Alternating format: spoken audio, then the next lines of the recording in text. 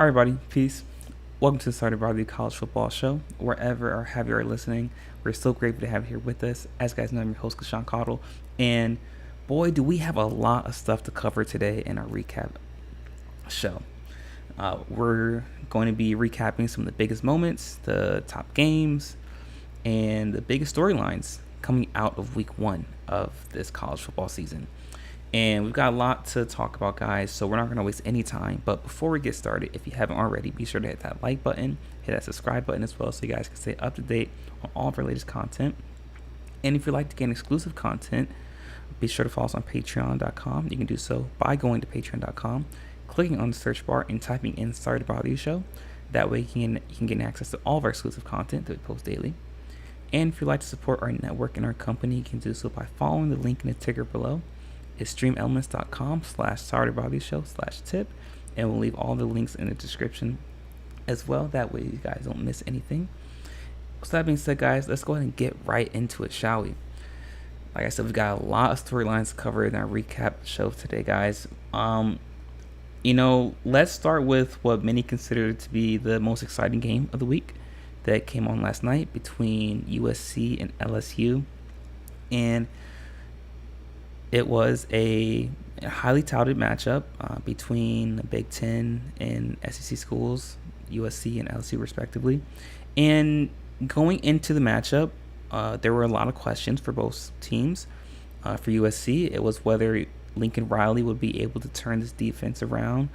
Would he be able to still be successful despite not having Caleb Williams under helm? And how would USC be able to transition to the physicality of the new conference being the Big Ten? And for LSU, there were also many questions. Would Brian Kelly be able to also have success on the offensive side of the ball without Jaden Daniels? Would LSU shore up the secondary? Would they be able to add interior presence on the front seven? And I believe we got some answers to those questions during this matchup. And listen, you guys saw our preview show that we did on Thursday for this matchup, and I stated that I believed that this was going to be a high-scoring game, and I believed that LSU was going to be able to take the victory against USC, but it turned out that I was wrong, and I was wrong about quite a few things. Listen, I thought that both teams would be right, like our co-host Dre says, you start at 0-2, it happens. Dre was another person that thought that this would be a different result, but like Dre says, it happens. But I did not expect USC to be as physically dominant and imposing on the defensive side of the ball as they were. Listen, I could count on numerous occasions where it looked like the front line for LSU got good blocking and the running backs hit the hole, and what you would expect it to be a 7 to 8 yard gain ended up being only 4 or 5 because of the physicality of the hits that USC was imposing on LSU. And to give credit to USC on the defensive end, I also have to give a little bit of credit to LSU on the defensive end as well. Obviously, they limited USC to 27 points. However, I have a lot of questions for LSU on the offensive side of the ball, specifically with how much success and how much explosiveness can they really have on the offensive side of the ball with Garrett Nussmeier as their starting quarterback. And that's nothing against Nussmeier, because it'll be hard for any quarterback to follow up with what Jaden Daniels did last season. But listen, losing Daniels and Malik Neighbors as well to the draft causes LSU to lack explosiveness on the outside and in the running game. So LSU perhaps was overvalued in my estimation going into the season. And because of that, are we properly evaluating USC based on their performance?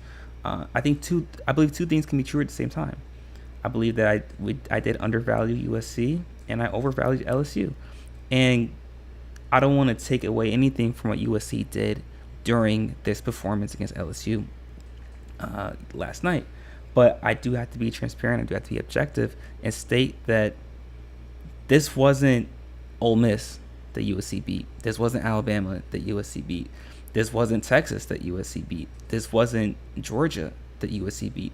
So it's hard for me to really give USC the amount of credit that other people in the media industry are giving, because I understand what LSU is now, and because of understanding what LSU is now, I just can't give that much credit to USC based off their performance. Because LSU missed out on ample opportunities, in my opinion, to on key third downs, and a couple of missed receivers that were wide open by Garrett Nussmeier. So there were many opportunities that LSU had to take advantage of the game in which they didn't.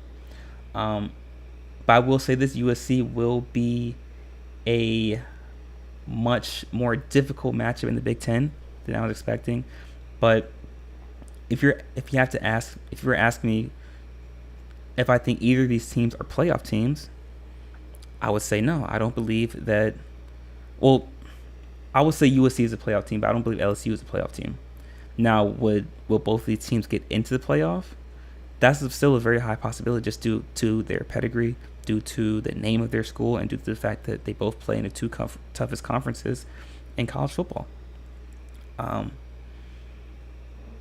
So I do believe that USC is better than what I expected, but LSU is much, much, much worse than I expected. And I won't be surprised if going into this, at the end of the season, LSU finishes at or one or two games above 500, because the SEC is so dominant this season, and there's so many teams from top to bottom. I just don't see how LSU, based on the way they played yesterday, is going to be able to be consistent. Be successful. But LSU can go one or two ways. Though I wouldn't be surprised if they finish at one or two games above 500. Also wouldn't be surprised if they end up making the playoff. And that's only because of the coaching pedigree of Brian Kelly. So let me know what you guys think, though. Leave your thoughts in the comments section. What do you guys think about USC? Are they a legitimate playoff team? Same thing with LSU. Let me know what you guys think in the comments section. I'm looking forward to hearing all about it. But guys, in our next segment, we are going to be discussing another team that I might have undervalued, and a team that Dre might have undervalued as well. So be sure to stick around for that, guys. You're not going to miss it. We'll be right back.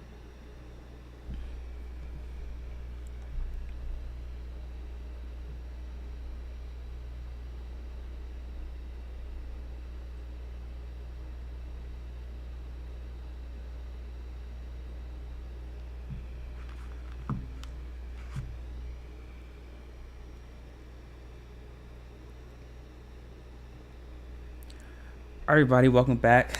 In case you missed the first segment of our show, we were discussing whether we undervalued USC. Were we wrong about them? Are they a legitimate playoff team? And if you watched the first segment, we discussed that. But in this segment, guys, we're going to be discussing another team that I personally might have undervalued. Dre, our co-host, might have undervalued as well, and that is Notre Dame. Is Notre Dame a legitimate playoff team? Let's go ahead and get right into it, guys. Listen, as you guys know, Notre Dame defeated Texas A&M on the road in Aggie Fieldhouse by a score of 23-13. Listen, they limited Texas A&M to, I want to get this number right, to a total of, wow, look at this, 146 yards on the ground and 100 yards in the air. So they limited Texas A&M, Notre Dame did, to 246 yards total, which is phenomenal in comparison to what Texas A&M was able to do offensively last year. But listen, no doubt about it, very tough place to play, Aggie Fieldhouse. Great victory for Notre Dame, perhaps their biggest victory in perhaps 10 years. Definitely their biggest victory under Marcus Freeman. Perhaps their biggest victory since, wow, I would definitely say at least the last 10 years, but definitely, like I said, their biggest victory since the Marcus Freeman era began. And listen, a lot of people, myself included, thought that Texas A&M would win this game and would simply just expose the flaws and deficiencies that Notre Dame had on both the offensive and defensive side of the ball. But that couldn't be further from the case. Listen, Notre Dame came out in this game and they were much more physical than I expected them to be. Listen, we all know that Notre Dame is known for having very physical offensive and defensive linemen, but in comparison to the SEC, I thought that physicality would get washed out. But Notre Dame did a great job of controlling the line of scrimmage on both sides of the ball, and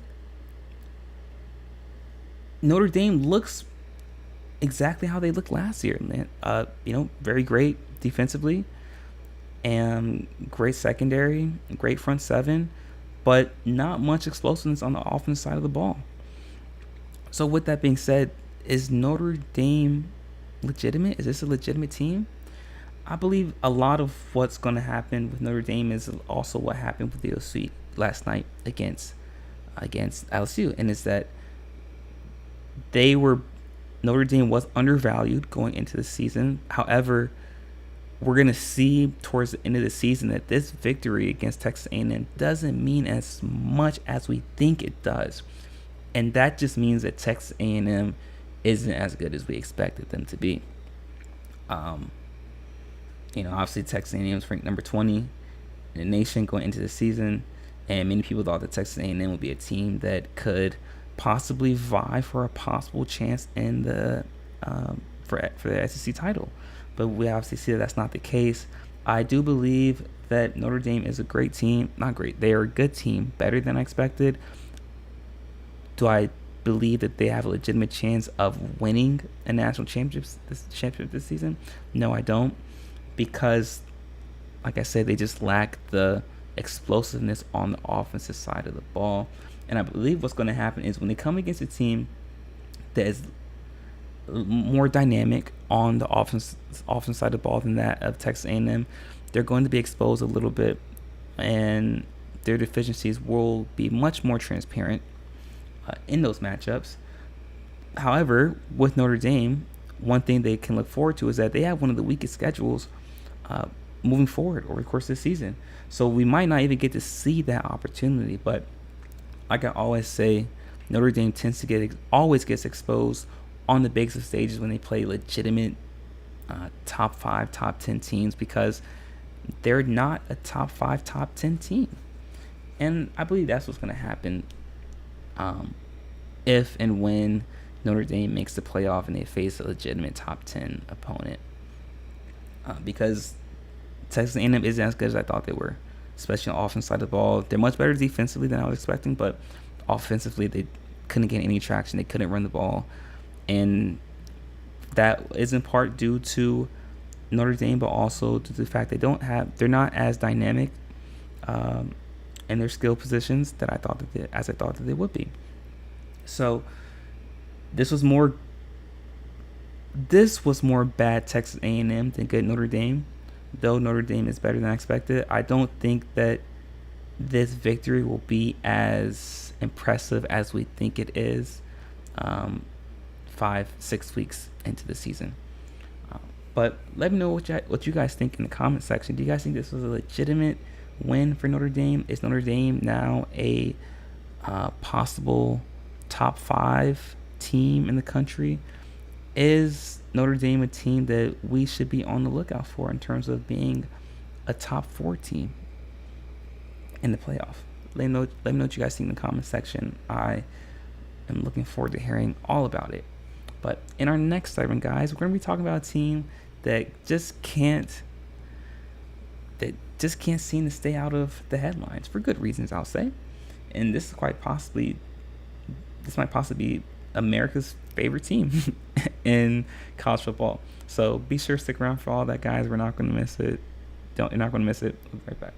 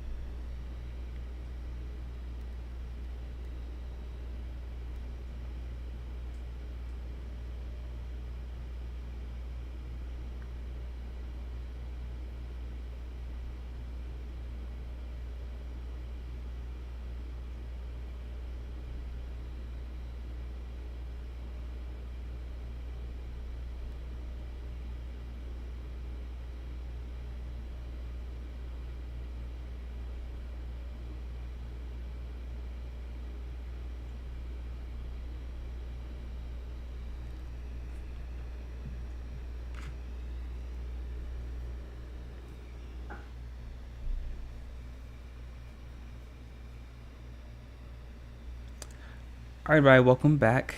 In case you missed our previous segment, we discussed whether Notre Dame is a legitimate title contender now that we saw their performance against Texas A&M.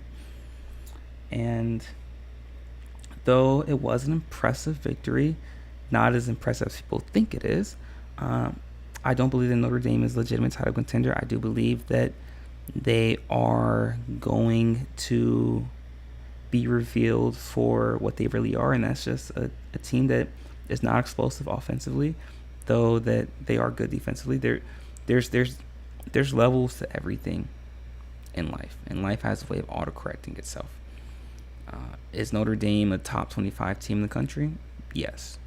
Are they a top 10 team? No, and they're definitely not a top 5 team at this point, based on what I've seen so far. But let me know what you guys think in the comment section. Do you guys think that Notre Dame is a top 5 team? In this segment, though, guys, we are going to be discussing what might be considered to be America's favorite team in college football, and that is Colorado. We're going to be discussing their performance against North Dakota State. And what did they show us? What can we expect to see from Colorado moving forward for the remainder of the season? Listen, Colorado defeated North Dakota State by a score of 36-21. It was a close game through and through, and during the second half, Colorado was able to finally get into a rhythm on the offensive side of the ball, and that was due to the offensive line finally being able to get create protection for Shedeur Sanders. And during the first half, watching Colorado play, I was concerned because the same issues that Colorado had on the offensive line last year were beginning to reappear, or were reappearing in the first half. However, during the second half, the play calling for Colorado shifted, and it was more quick actions, more quick 5-step, 3-step drops as opposed to 7-step drops, as opposed to forcing Shedeur to actually sit in the pocket. It transitioned to Shedeur making quick reads. So a lot of crossing routes, a lot of digs, slants. You didn't really see much downfield, but Colorado also did a good job of running the ball in the second half as well. They committed to the run, which is something they didn't really do last year. If you look at the stats, it'll say they only had 59 yards rushing, but they ran the ball just enough to keep North Dakota State honest, which is what I thought was most impressive of Colorado, because more oftentimes last year they would completely abandon the run, which made it difficult for them to be efficient in the passing game. There still was cause for concern for me as well on the defensive side of the ball. Once again, with their ability to stop the run. With Colorado, they're very dynamic amongst the skill position players, but they are extremely lacking within the trenches on both sides of the ball, on the D line and the offensive line. And for those of you who are college football fanatics, people, you guys that are that know about the game of football, you know that it's won and lost in the trenches. It's won and lost on your offensive and defensive line. So it doesn't matter if you have some of the best skill position players in college football, like a Colorado. If you're not able to create pressure on the defensive line, if you're not able to protect on offensive line, you're not going to be successful, particularly against these tougher opponents. And taking nothing away from North Dakota State, they're one of the best FCS schools in college football history. This isn't a Kansas State. This isn't even a Texas Tech. Teams in the Big 12 that Colorado are going to have to face. So just how good is Colorado going to be moving forward? It's going to be difficult for me to answer that question, but as we continue to cover them, and even when we do our preview show for their matchup against Nebraska later on in the week, we can begin to properly evaluate just how good Colorado is. Do I believe they're better than last year? Yes, I do. Despite them losing the most players, they lost 51 players, I believe. If I'm wrong with that one, you guys can correct me. And they brought in 43 players through the transfer portal, which is very polarizing. So they lost the most amount of players, but they also gained the most amount of players. And what that tells me is that the culture is beginning to develop within Colorado. Now, something that I often say on this show, and something that Trey says as well, is that the truth is very polarizing. It doesn't bring people together as many expect, but it's often quite polarizing and creates separation and division. And truth is often necessary for growth and development. Same with culture. Culture can be polarizing. Good culture has truth enveloped in it. And it's often polarizing. It's often going to create division and separation, because you're either going to be completely with the culture or you're going to be against it. But that tends to happen when culture is good and when truth is enveloped within it. So the culture that Colorado is developing, the great programs develop, is not meant for everybody, because if it was meant for everybody, everyone would do it. But then it would no longer have the exclusive aura and resonance that it has. So I believe it's okay that Colorado lost the amount of players that it did, because it brought in the right players. You should, whether it be college basketball, college football, any college program, you should never compromise your culture for talent. You should always value culture over talent. Too often times, especially with the NIL and the way things are set up now, teams are just buying players and they're compromising their culture for talent, which is something I respect about Dabo Swinney and Clemson, though he's on the complete end of the spectrum with it in terms of not compromising his culture. I do respect him for committing to his culture and what Clemson is created upon his foundation.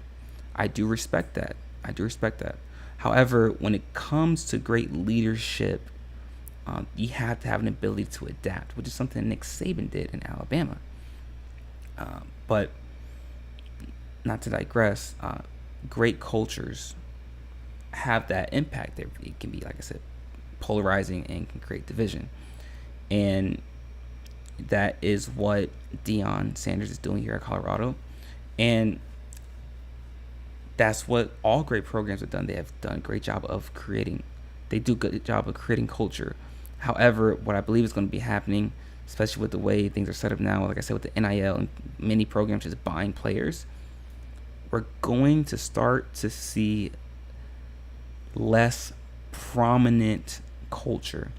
And what I mean by that is, once again, use Dabo Swinney and Nick Saban example. 10 years ago, or even 5 years ago, 6, 7 years ago, there was a huge distinction between each program, i.e.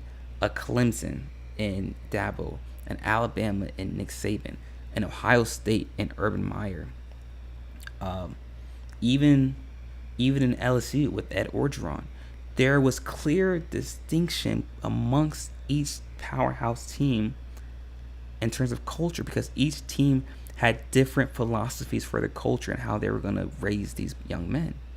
However, with the NIL and its implication now, that culture has become diluted. Now, what you're going to start seeing is that many college football teams are going to start to look the same, because now many programs are sacrificing culture simply to get the best players. They're buying these guys. They're buying these players. And I understand. I'm proud of these young men for being able to monetize their worth and their value respectively.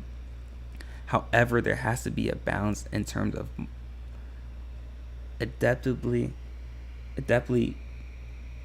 compensating these young men, but also still having a culture that allows them to truly develop. And a lot of these programs now don't have that culture, and that's going to be the clear separator. Because I tell you what, in about, I would say, 2 years, all these teams are going to look the same. There's not going to be a distinction. There's not going to be a difference between a Georgia and a Michigan, or an Ohio State and in Alabama, or a Colorado and a Michigan State. A lot of these teams, if they don't develop their culture, are going to start to look the same, because now it's just going to be okay.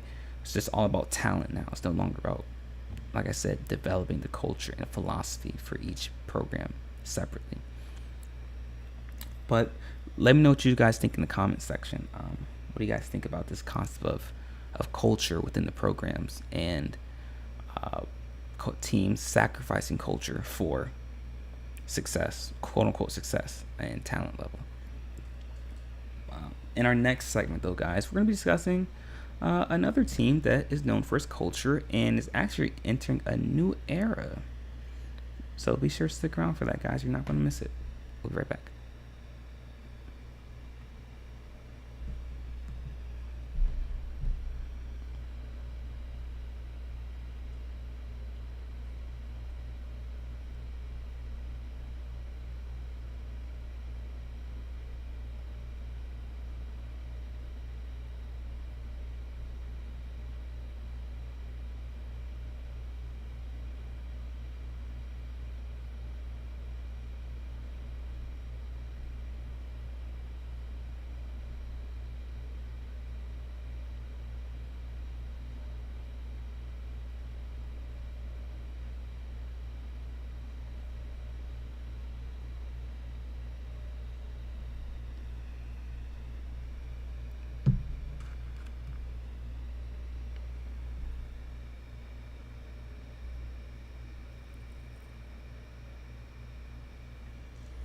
All right, everybody, welcome back. In case you missed the previous segment of our show, we discussed Colorado and their performance against North Dakota State, and what Colorado's performance reveals about them, and what this means for Colorado moving forward, not only in their upcoming matchup against Nebraska, but also what it means for them moving forward for the rest of the season. But I want to talk about a team that is entering a new era for themselves, and that is Alabama. This past weekend officially marked the beginning of the Kalen DeBoer era in Tuscaloosa, and it's safe to say that they did not disappoint. They defeated Western Kentucky by a score of 63-0, which is actually only 3 points shy of Nick Saban's highest point turnout during his era, which was 66. So like I said, Alabama defeated Western Kentucky by a score of 63-0. The offense for Alabama in the first couple of drives, particularly in the first quarter, started out a little stagnant. It took a while for them to get into a rhythm, but due to Alabama being able to create 2 turnovers in the first quarter, led to easy field position for Alabama, and it led to easy scoring opportunities. Jalen Milroe went 7 for 9 with 200 yards and 3 touchdowns. And backup quarterback Ty Simpson went 5 of 9 for 66 yards. And I want to say this real quick about Ty Simpson. He looks much, much better than he did last year. But Ty Simpson was, a huge, huge 4-star recruit, I believe he was, coming out of high school and going to Alabama. So once Jalen Milroe leaves, I do believe that the quarterback position will still be in good hands for Alabama. But listen, Alabama dominated on the ground as usual. Even under Kalen DeBoer, they had 334 yards on the ground. Justice Haynes had 4 carries for 102 yards. He broke off a big 82-yard run for a touchdown. Jalen Milroe had 10 carries for 79 yards and 2 touchdowns. Jam Miller had 5 carries for 54 yards. And Daniel Hill had 9 carries for 29 yards. Kevin Riley had 7 carries for 26 yards. And Kendrick Law had 1 carry for 7 yards. Richard Young had 6 carries for 8 yards. So the wealth was spread throughout on the ground for Alabama. And I will say this about Jalen Milroe. Jalen Milroe looks much better than he did last year in terms of being poised in the pocket and standing tall in the pocket, and his ability to hit his receivers with accuracy in the intermediate game. Something that Jalen Milroe struggled with last year was his accuracy, like I said, in the mid to intermediate game. We all know how big of an arm he has and how well he is at throwing the deep ball. But you could tell that DeBoer and the staff at Alabama worked with him on his pocket presence and his ability to move up in the pocket and to throw, like I said, that medium to intermediate throw with precision. Obviously, he's still one of the best runners in college football.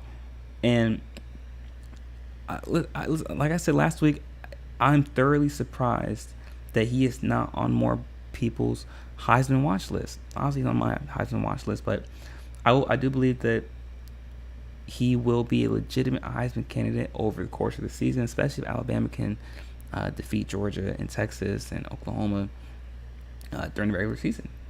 And obviously, the receiving core for Alabama looked explosive, very quick as well, led by freshman Ryan Williams, who's only 17 years old, actually reclassified to move up a year to go to school early, which is something that you rarely have ever seen. I can't recall ever seeing a football player, especially, reclassify to go to school a whole year early.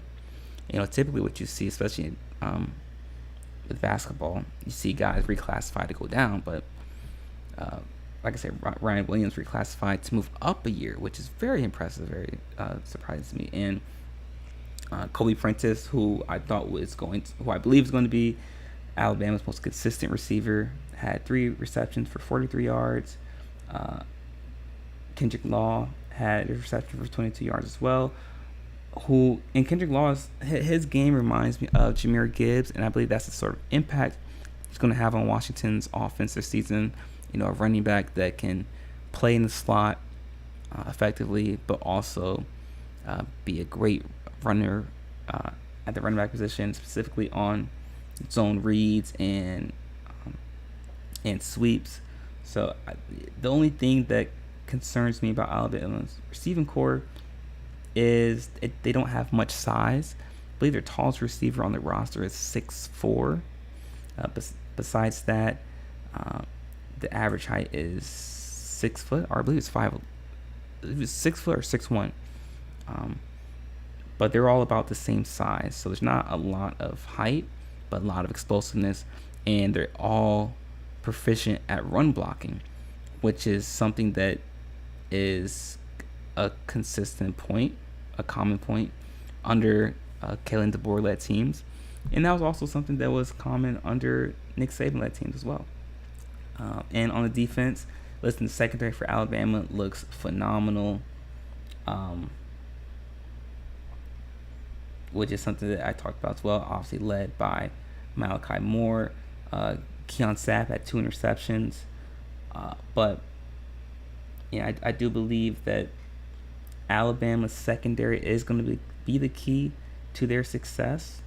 I would like to see more from them in their front 7, specifically at the linebacker position, who's going to step up and be that leader that that Alabama is known for having at that position. From Reggie Ragland to Reuben Foster to Ryan Anderson to Chris Braswell to Dallas Turner.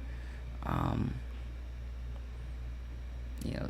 a plethora of players to play that linebacker position for Alabama. Um, who's going to be that next guy on this current iteration for Alabama? But all in all, I was thoroughly impressed with what I saw from Alabama. Though it was against Western Kentucky, it was nice to see the Kalen DeBoer-led Alabama team and the Kalen DeBoer era get off to a good start. And let me know what you guys think in the comment section. Were you guys impressed with what you saw from Alabama? Is there any cause for concern? Was there anything that stood out to you from Alabama that might be a cause for concern for you guys? Let me know what you guys think. Leave your thoughts in the comment section. With that being said, though, guys, that's it for our show for today. Thank you so much for tuning in.